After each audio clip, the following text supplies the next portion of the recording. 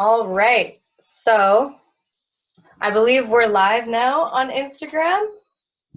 I can already see some people joining. Great, so hello everybody. My name is Teale Masrani. I am a curator at TEDx YYC, and I'm here with Robert Wolkow. Robert spoke at TEDx YYC 2019, which was just last year's event.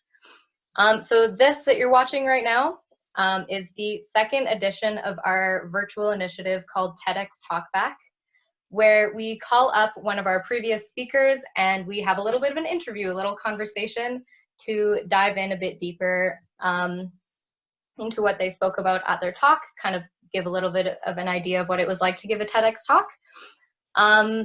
So as you're watching this, if you have any questions for Robert while we're talking, please throw it in the comments. I will try to address them. I do have a lot of technology going on right now. Robert and I are in a Zoom meeting, and I'm streaming this through my computer using Yellow Duck to then stream it to Instagram. So I'm relying on you guys to let me know if anything starts to go terribly wrong, but I think everything should stay working. Yeah, so like I said, I'm here with Robert Wolkow. He spoke last year about atomic scale manufacturing. So Robert, if you want to give a little refresher for those who haven't recently seen your talk, just about the science behind atomic scale manufacturing, what is it, what are its implications, everything like that. Okay. Hi, everyone. And thanks, Teale. So, you know, I've been working for decades, learning how to see and control some materials at the very atomic scale. There are microscopes that allow you to do that. They're kind of surprising. They're not like any optical or electron microscope using lenses and any conventional ideas. Instead, you have essentially you have a very fine point, and you just trace out things like this. You measure topography, and just as, say, my elbow wouldn't sense those individual fingers very well because it's kind of too dull. If I have a point, a probe, which is as sharp as my tiniest features, then I can really trace them out. So we can make this probe that literally actually terminates in a single atom. So it's the sharpest possible probe. And we move it around and we trace out other atoms. And in recent years, we've learned how to not just see topography, but we can actually bring that needle down and form a bond, a chemical bond with another atom. And in some cases, we can pull out that atom and move it away and put it somewhere else. And so in some limited ways, we can now build at the atomic scale. That took a long time to figure out. Yeah, 30 years, I think you said, hey? Yeah, and it wasn't just me. Other people. Yeah, oh, I hope not. For a long time. I'm not sure how long you want me to ramble in this introductory phase, but yeah, maybe just a bit about the computing power, okay. The implications in terms of computing. Okay, so we have this really cool tool that can move atoms. Now, keep in mind or know that you can't just put atoms anywhere. They're kind of like Lego blocks in the sense that, you know, Lego blocks only mate in a certain position or certain registry. And the in-between positions, they just don't click, right? Atoms are just like that. So, or sometimes I say it's like the pieces on a checkerboard or a chessboard. You know, you can only put the pieces on the allowed squares that your piece is allowed to go on. You can't put it on a line or at the intersection of lines or just wherever you feel like. It has to go there. Right, very particular. So nature is like that. Nature demands a certain regularity. And because we work on a perfectly crystalline surface where all the atoms are in perfectly regular positions, when we position our atoms on that table, on that substrate, we can only put them in those very regular positions. So that enforces a kind of perfect regularity of things we build. We can't build a 2 or 10 atom structure where the atoms are just sort of here or there. They will always be exactly the same. So this will be the first technology ever where things we build will be indistinguishable one from another. So even in a computer chip today where there are millions and even billions of transistors that are almost the same, they're all slightly different. Mm-hmm. Every transistor turns on and operates at a little different voltage. And that requires compromises be made in the running of the computer made out of all those transistors, because they're all different. They all require a little bit of different conditions. So I didn't actually realize that it was more Yeah. about the consistency of all the different components that really influence the energy efficiency, rather than the fact that no, that doesn't really so much influence the energy efficiency. Okay. This is just one of the attributes of this system. Mm-hmm. I'll try and, okay, I'm probably just going off too much. No, it's great. So I could say more about that regularity, it's just really amazing. Mm-hmm. Well, when people are making things like quantum computers, or attempting to, one of the things they always talk about, some of the more technical listeners might know, people will always say, is it scalable? That is, can you make a lot of it efficiently that will all work in some controllable way? Can you scale it up? Mm-hmm. And many proposed systems aren't scalable. Ours is inherently scalable in that sense that we don't have to worry about irregularity and needing, different orders to different components. Like in all the quantum computers, the little ones that have been working so far today, each qubit, that each unit of mm-hmm. interest in the computer, it needs to be kind of tuned up through some laborious process. That involves, first of all, additional circuitry just to make that thing tunable so it's of a regular character. It's the same as all the others. So if you have 10 qubits or 10 million, you have to tune 10 or 10 million qubits to all be the same. And that's a huge overhead, a hugely, wow. And ours are born the same and are always the same. And so that's just a huge advantage. So I could go on about that, but I won't. About low power, well, essentially we remember the story about the 3 bears. Actually, I don't remember it, but I know the punchline is that something was just right? Mm-hmm. One of the bears tried this bed and that bed and that bed, and one of them was too soft and too hard, and one was just right. Today, computers in some way represent information. They put a charge on a capacitor or a current through a transistor, and the absence or presence of that represents a 1 or a 0 information.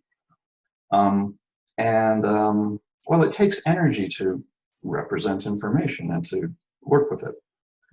Our system does that too, but it's just right. That is, we position electrons to represent 0s and 1s, but the energy holding the electron in place is like a cup. And you pour some stuff in the cup and it stays in the cup. Mm-hmm. But if you were to shake your hands, the stuff might fall out of the cup. Now you could have a cup that was just right and it could shake and not spill electrons or information, or it could be overly stable. It could be a really deep cup, which is really good. It doesn't lose any information. But when you do need to move the electron, when you need to do some computing and move things around, move information around, it costs a lot of energy to get it out of that deep cup and put it in another one. So in a figurative sense, that's why computers today are somewhat inefficient. They're maybe 1,000 times less than ideally efficient. And ours are about 100 times more efficient than today's computers. And so we're close to a kind of theoretical optimum efficiency. And it's because of this just rightness. We hold electrons, but we don't overly confine them, just enough. Right, so it's just stable enough to keep switching it from a 1 to a 0 or on or off. Randomly, on its own. Mm-hmm. Yeah, that's amazing. And from my understanding, that's pretty much the basis of all computing is a combination of all these ones and zeros. So if you can do that, and if that small process is scalable, then that's amazing, because you can just, processing power can just go through the roof, right? Yeah.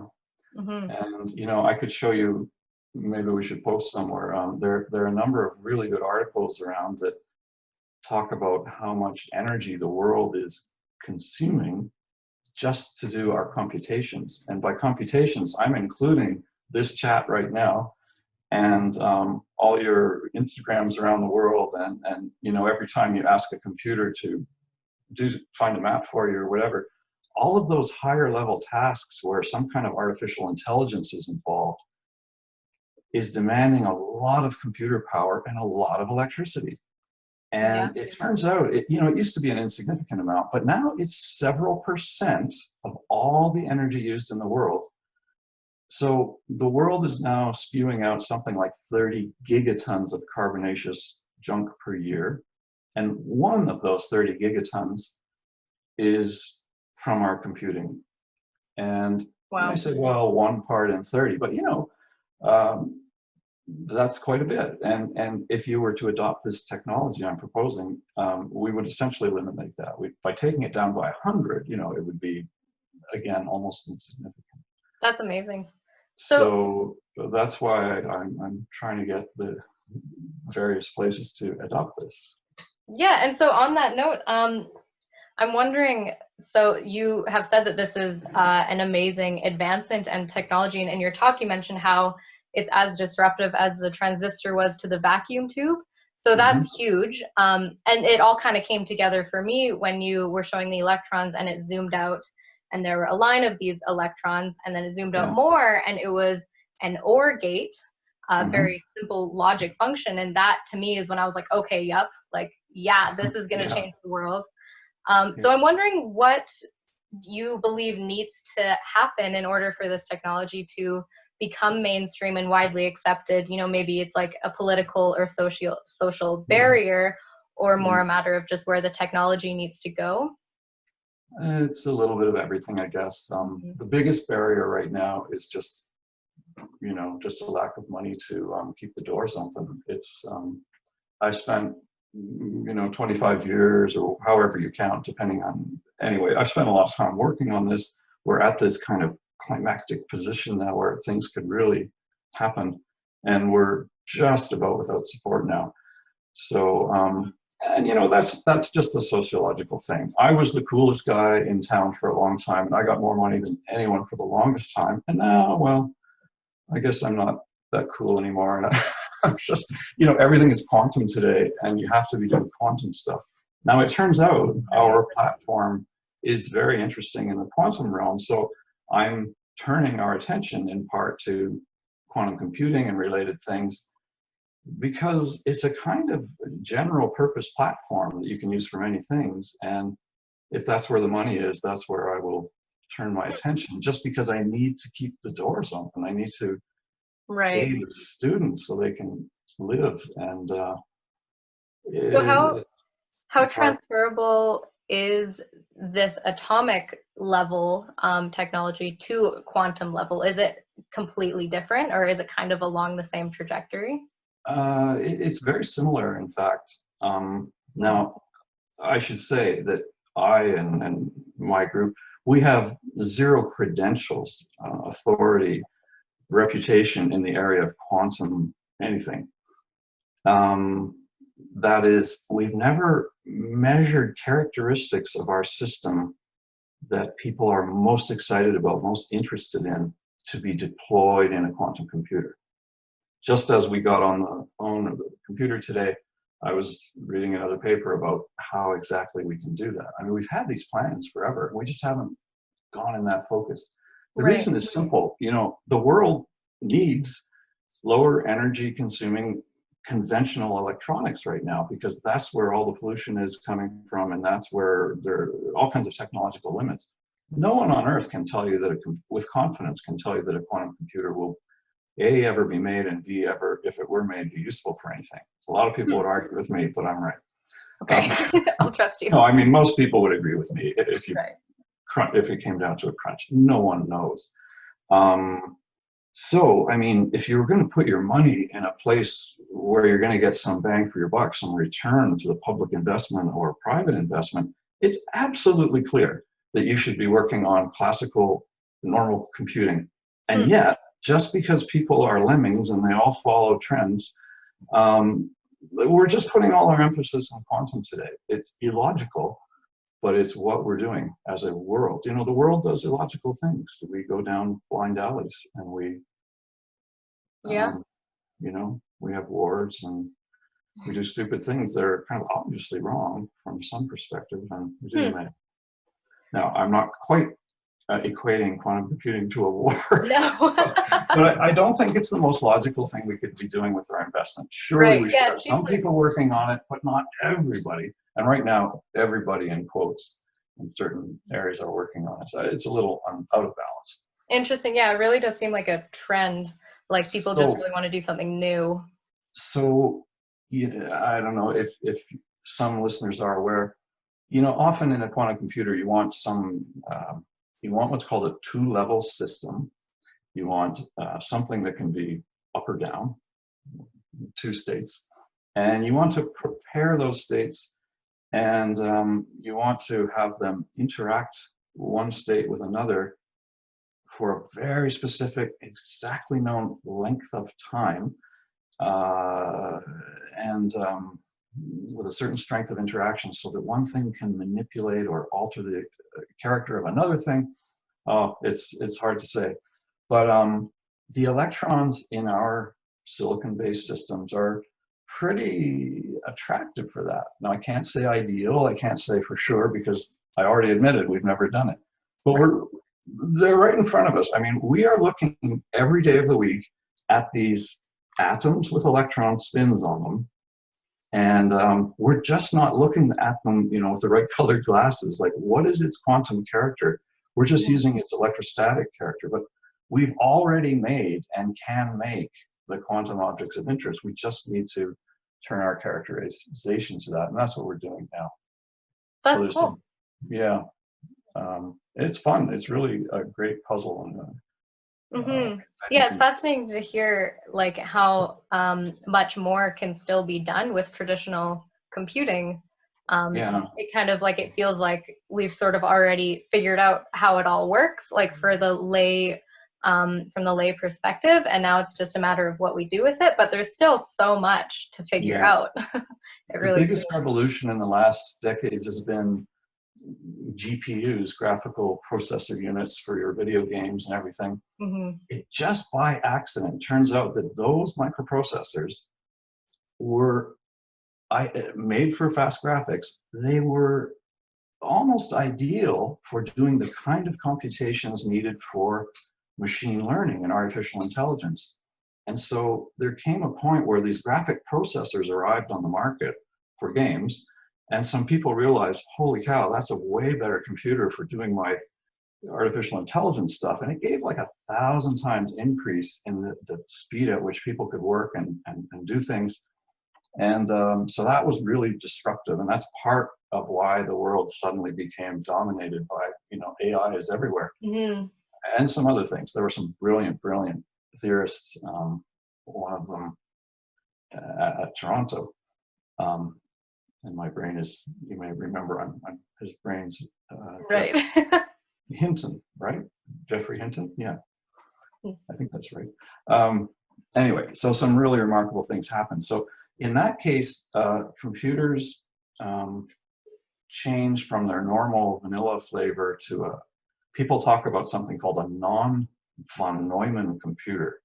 Von Neumann? Yeah, it's a really unfortunate phrase. So the brilliant, brilliant scientist, von Neumann, he's credited in part for inventing the first, what became the normal way to make a computer, but in fact, he didn't design it at all. It's just a really horrible historical accident. He used it, but he didn't make it or design it. But anyway, that architecture, the von Neumann architecture, is considered normal, and it is. And things like graphical processing units are very different in their internal structure, and they move data around more quickly and efficiently for certain tasks. And people now do something they call in-memory computing, where storage units of memory can actually do some kind of simple computations among themselves, like people talking in a group, instead of the normal thing, which is taking this information, shipping it to the central processing, the ALU, the arithmetic logic unit, shipping in another piece of data, doing the manipulation in that remote place, and then shipping the result back somewhere else. So computing usually uses this huge amount of in and out of data, and that turns out to be a bottleneck in many places. So if you could do stuff in the memory, you avoid going there and back, and it's faster. That's amazing. That's crudely why some computers are better for some things. And so that's the kind of thing that has been happening, but it's all based on the very same transistor technology. So, so computers evolved, and then they evolved sharply that way, but all on the basic same electronics platform. So what we've done is make an entirely new electronics platform. So we can make this kind of computer or that kind, or even a quantum kind, we think, on a different platform. It's like, instead of Lego blocks, I don't know if anyone in the audience is old enough to remember Tinker Toys. Does that, people know Tinker I've Toys? heard of them. They were these really weird wooden sticks and things. Oh yeah. Anyway, it's like a totally different toy, or a totally different basis for building things. Right. So that actually leads me to a question I had. What do you think, so if this atomic scale technology is integrated into our everyday devices, our computers and our cell phones, what would this look like? Like from the user's perspective, is it just a matter of processing power, or yeah, so initially, for practical reasons, what we're thinking is take a normal circuit, a silicon integrated circuit made out of lots of transistors and stuff, and just figure out what part of some circuit is the slowest part, or the most power consuming, the sort of weak link in the chain. And let's try and just replace that few percent of the whole chip, because it's hard to make everything. And I think I gave the analogy before, like imagine if I came up with a new engine that I thought was really efficient, and I wanted to get it on the market. I might not want to then design my own windshields and steering wheels and roofs and seats. I would go to somebody who's already designed all that stuff and just put my engine in it. Yeah. So likewise, I want to take all the parts of conventional circuitry that are really very good and just accentuate it or enhance it, or, you know, remove the weak link in the chain. So the short answer to your question is you won't notice our technology because everything will look the same initially. It'll just do something better. It'll either use less battery power, or it'll go faster, or it could even do some new functions that we can't do with transistor circuitry. Yeah, maybe it's more a matter of putting it out there and seeing what the people do with it and what developers do with this newfound power. Well, you know, that's a big problem. You can never push technology. You can never, you know, the old thing about make it and people will come. They won't. Right, okay, yeah. You have to make It'll just what sit the there. people are asking for. You have to find out, so you need market pull. You can't push to a market. You know, I guess rarely it works, but mostly it doesn't. And so you said putting things out there and see what happens. I mean, that will, I guess you're right, that'll happen when we find a few applications, a few beachheads or something. Like the problem first, and then you create for the problem. So what we've come up with now, I don't know if I can mention, I think I can mention publicly now, there's a very big company called Texas Instruments who's scheming with us about how we could make a thing. I'm just thinking if I'm supposed to talk about this yet. I don't know. I'll just leave it a little bit generic. I'll just say a little, I'll avoid a little bit of detail. We're making a circuit component that is very ubiquitous. It's useful in all kinds of things. And it is one of those bottlenecks. It uses a lot of power and it's slower than we wish it would be. And we think we can replace that one little unit. It'll be super fast and lower energy consuming. And so we're making that. And I forget what question I'm answering right now.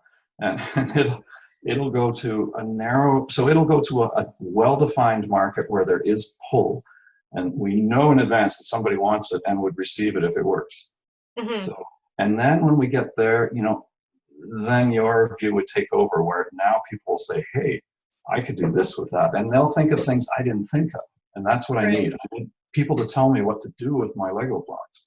Yeah, that's amazing. Like similar to how the graphics technology for video games was then used. It went totally sideways. Yeah, and it turned out to be world changing. Yeah. So cool. So I wanted to go a little bit into your experience giving this TED Talk. It was very well done, I felt, in terms of using metaphors to explain the physics concepts, like the record player and like using clay versus like a rock chisel. Was that difficult? I realized in this conversation you've already used tons of metaphors, so I feel like it just comes naturally. Like it's just my thing. You know, maybe it's because I'm not a normal kind of mathematical scientist. I'm more like a, I don't know, a weird one. Carver, or a weird one. They're all weird, trust me. Right. I'm kind of qualitative. I'm sort of picture oriented. I just I don't want to say.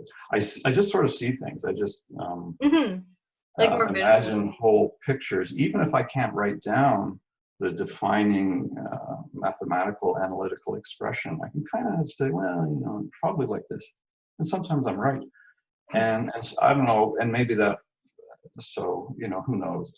I make an effort to use analogies because I know they work, and maybe I've got better at it because I do it all the time. So it's great to use that to sort of balance between the nitty-gritties of the science and the more applicable. It just works. Yeah. So I'm wondering how it was to give a TED Talk, how different that was from giving a lecture, for example, or just giving your talking about your research at a typical conference. It was surprisingly hard. I was really cocky, and I said, well, I can just do it tomorrow. If you want to do it tomorrow, I'll do it tomorrow. Right. I don't need any preparation. And the guy who was coaching me, he said, well, I think we need to work on it a little bit. And, like 6 months or whatever it was later, we were ready. So I hadn't done enough of what you just said I did well. I hadn't done enough translating into metaphors or analogies, and you have all these jumbled thoughts in your head, and it's really hard to pick out the essence of it. What do people minimally need to know to get the story? And that, I guess, was the hardest thing. And that's probably common to writing or any creative thing. Oftentimes we write papers aimed at one journal that allows you sort of unlimited writing space. And then you might, in the end, go to a different journal that might restrict you to 4 pages, and you've written 8. And it's amazing how you can take any 8-page paper and you can hack it apart down to 4. And while it seems difficult initially, when you're done and you read the 4-page paper, you really can't see what's missing. Yeah. So, there's a limit. It's kind of like information theory, how much can you compact things? So anyway, that's probably the hardest part, was really, it was a totally individual effort. I mean, I got some coaching, I got some great ideas and feedback, but it was up to me to try and imagine the listener's point of view. Yeah, that's so hard, being in this work for 30 years, to imagine what somebody would care about, having not seen or what they won't get. What will be their holdup? Why can't they grasp it? That's exactly. why I had birds' nests and and Goldilocks. That was great. So, what was it like to see your talk go? I mean, we were saying amongst the TEDx YYC team that it was going viral. Maybe it was just exciting to say that, but it was very popular when it first came out on YouTube. It was really fun. I have to admit, I looked at it every day to see where it was. Oh yeah. I didn't think I would care or notice. I noticed a colleague nearby had done something similar, and he had, I don't know, 4,000 or 5,000 hits. And I thought, well, I got to beat him. And so Yeah. when I beat him by a lot of that, I thought that was pretty good. But obviously, there's a lot of people I have not come near. So it was fun. Yeah. Someone said a very simple thing when it kind of plateaued and it stopped going up. It was odd. It just stopped. It just stopped absolutely dead. And someone said, well, I guess all the people in the world who are at all interested in that subject have seen it, and there's no one left. I don't think that could possibly be true, just the way information diffusively travels. But maybe that's it. I've just hit the 40,000 people in the world who care in any way. Yeah, the targeted advertising is just that good that it got everybody, and now it's done. Yeah. Yeah. I don't know what happened. Anyway, it was fun. Yeah, that is really cool. So I wanted to talk about what you're kind of doing now. I heard that you're switching over to COVID research. Yeah. Is there much overlap? Yeah, you know, we have these incredible microscopes, and in some ways, they are more powerful than conventional electron microscopes. So conventional electron microscopes send a beam of electrons at a sample, and the electrons either kind of scatter from the sample, somehow, I could tell you how, but somehow creating an image, or they go right through the sample and in some very different way create an image. And those are incredibly powerful tools, and I wouldn't want to be without them. But they have limitations. They're not good for everything. And they're not very good at biological systems, and they cannot see the structure of complex molecules. Everyone's heard of X-rays, chest X-rays. Well, molecules can be X-rayed. And if molecules are in a perfectly regular packed crystalline structure, you can mathematically model the way X-rays scatter from that crystal, and you can keep tuning your model until essentially you reproduce the experimental X-ray scattering. And when you perfectly reproduce the experiment, you can assume that your model is perfect, and that model is of the molecule. And so that's how, you know, when you read about people learning how some enzymatic process works or something, that's what they've done. They've done these very detailed fits to scattering. But most molecules of interest in biology, proteins and what have you, they don't allow us to make crystals. They just don't crystallize. And so more than 90% of all the proteins that are known to exist can't be analyzed in those most powerful ways. I could ramble on and on. Electron microscopes have other limitations. Super powerful, but not perfect. We can see in far more detail, and we can see individual things. So we don't need, you know, 1 million copies of this protein to get information. We can just have one. We can look at one, and moreover, say we wanted to look at a drug molecule linking with and interacting somehow with this protein to know how to design the drug, where it sticks, if it's effective. We can see a single A-B interaction, where all the other techniques that use a degree of averaging, if say you had 1 million of these molecules that were the same, but each one had a different drug molecule sticking on it in a different orientation or something, by the nature of the analysis you do, you would remove all those irregularities. You would not see any of those interactions because they'd all be very different from the average, and you keep the average. Whereas we can see asperities or unique things, singular things. And so, you know, it could be really, really powerful. So we're trying to do that. There are a lot of problems too. We're working on the problems. Right. So, I mean, if we worked on it for long enough, I think we'll get it. We have another method too that will take longer to describe. It's kind of like the X-ray analysis. We send a beam of electrons past a molecule, and the molecule diverts the electrons in a way, it actually makes, you've all heard of holograms. We make a holographic image of a molecule. And you can only do that if you have a perfect source of radiation. And remember I told you we make that perfect single atom tip and we use it for scanning things. It turns out that very same tip can be used as the world's most perfect source of coherent electron rays. And Wow. so we do that. So we made this point projection holographic electron microscope. And we did this some years ago, and it's kind of been sitting in a closet, and and we've put it back in action to look at individual proteins now and see if we can solve some of these problems. But Right. It'll So, take time. so using the scanning tunneling microscope to see these biological proteins and these biological molecules, does that completely replace the need for the X-ray and Well, reflection? not for a long time yet. It could, Right. but you know, we're absolutely infantile in our abilities. Like we've shown we can do better than those other techniques on very simple systems, like a benzene molecule or something. We can just astonishingly see and detail. It's amazing. Far more detail than you can see with those other techniques. And so we merely need to look at bigger molecules.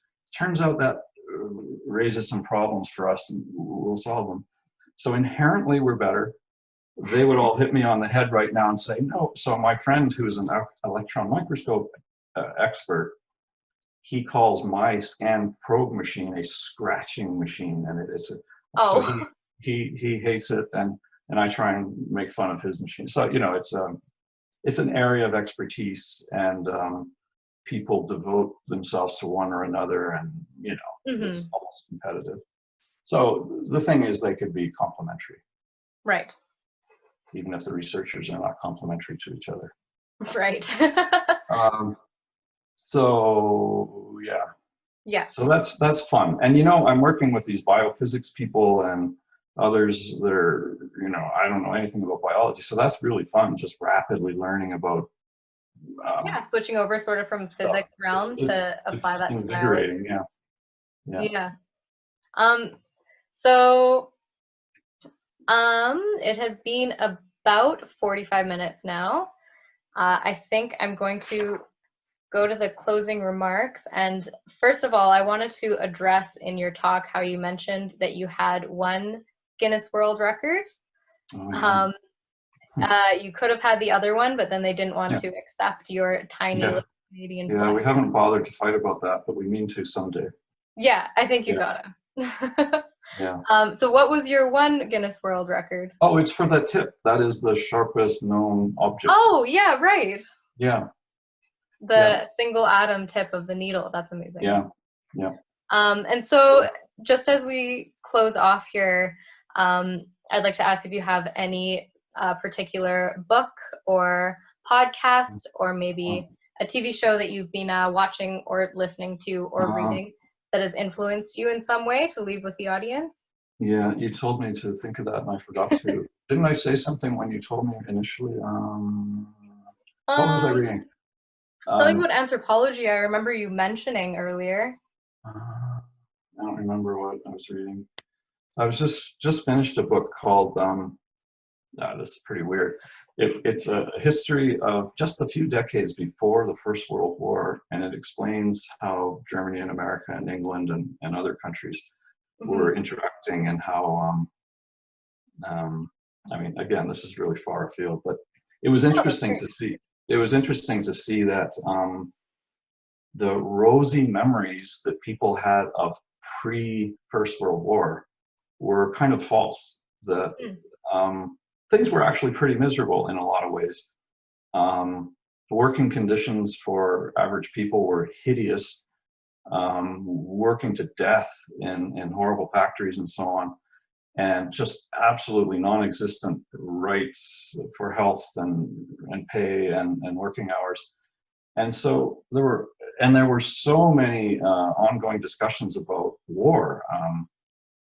Germans, sorry Germans, but at this time, I'm talking now 1890 to 1910, in that time, they were not just thinking of war, they were openly every day to the rest of the world saying, we are going to start a war and we are going to take over because we are the best rulers.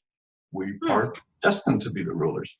And I know that sounds horrible, but that was the common view that people said openly all the time.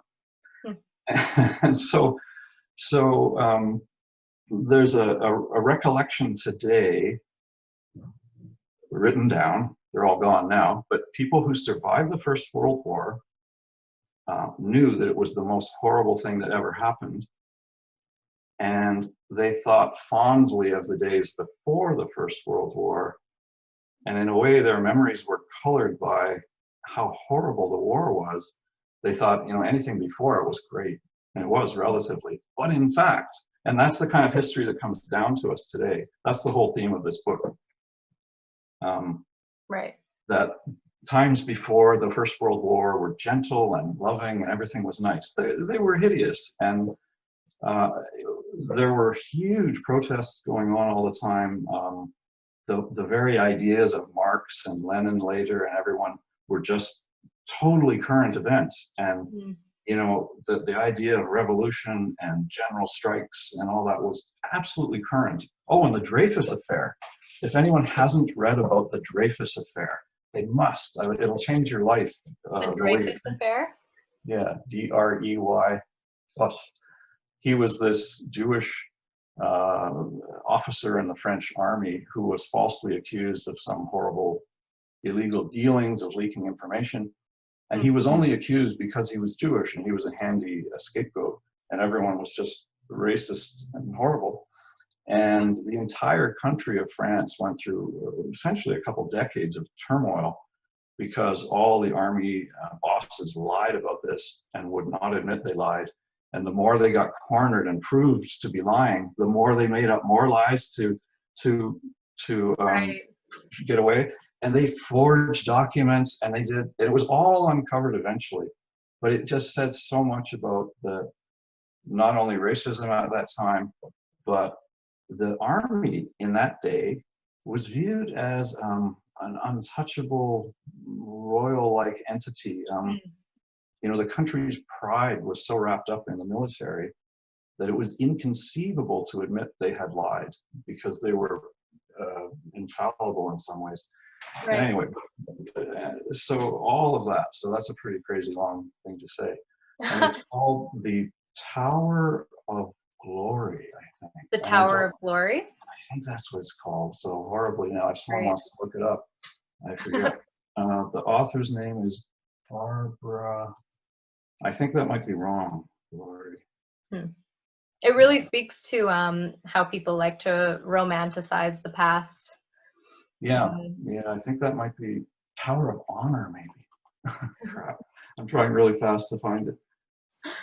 Darn. Right. No. I'm sure we can Google. It's Tower something. Yeah, sorry if anyone wants to read it. Yeah, great. She's an American historian. Sorry, what was her name? Barbara, oh damn, with a T, I can't remember. We can figure it out and we'll post it. Yeah, the book is just out of my reach right now. It's upstairs, so I can't show you. Right.